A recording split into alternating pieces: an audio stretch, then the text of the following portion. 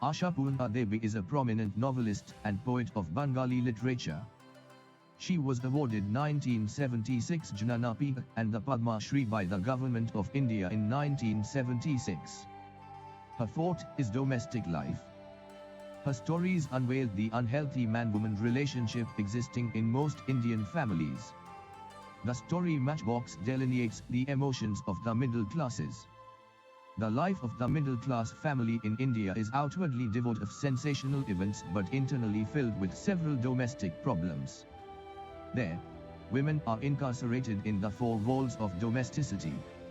Most of her writings marked a spirited protest both for men and women, against the inequality and injustice stemming from gender-based discrimination and narrowness of outlook ingrained in traditional Hindu society.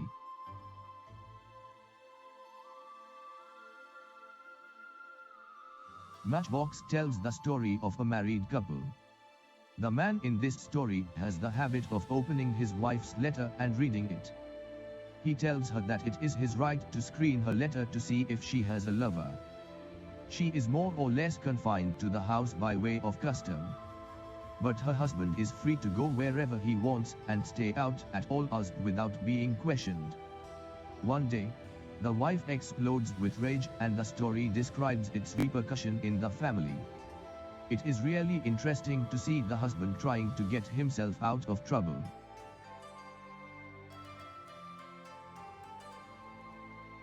The title of the story is appropriate. Ashapurna Devi compares women to matchboxes. They have enough gunpowder to set 100 Lankas aflame. But they sit in the kitchen, in the pantry, in the bedroom and near the altar. Though they can set off many raging fires, they never flare up and burn away the mask of men's high-mindedness and their large-heartedness. In short, they don't burn away their colorful shells. That's why the men leave them scattered so carelessly in the kitchen. Quite without fear, they put them in their pockets.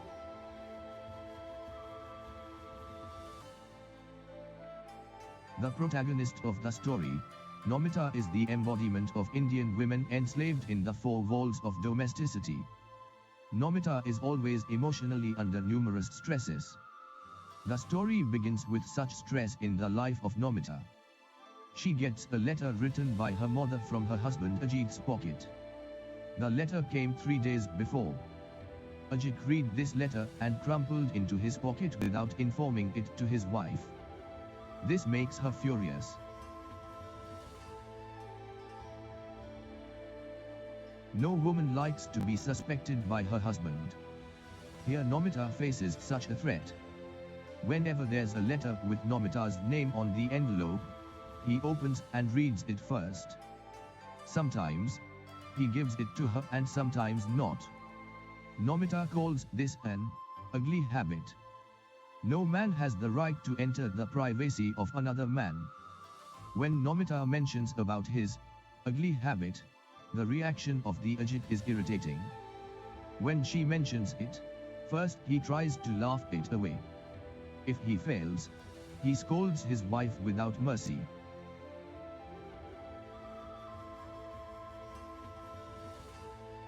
The expectations of Nomita's mother and Ajit's attitude towards his mother-in-law bring Nomita under stress.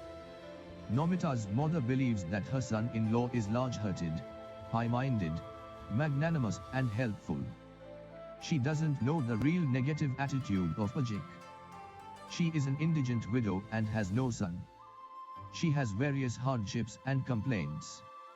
The ceiling of her room is cracked and the rainwater falls through in ceaseless streams.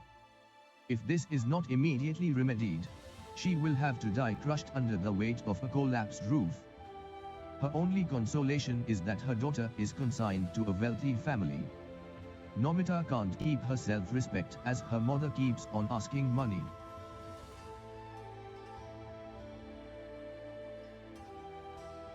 The angry exchanges between husband and wife are a common sight in every middle-class family. When Ajit comes back from his Sunday bath, the wife roars out, "When did this letter arrive?" At first, he acts as not having seen the letter. On repetition, he says that he has forgotten to hand it over. It makes Nomita call him a liar. Now he goes to the extent of suspecting her chastity and calling her Dunpicker's daughter. Here the writer metaphorically says the tongue of man is a poisoned knife. Thus, the poisoned tongue of Ajit induces the poor wife to grab matchbox and flare her sari up. Fortunately, Ajit manages to put out the fire and their quarrel comes to end for the time being.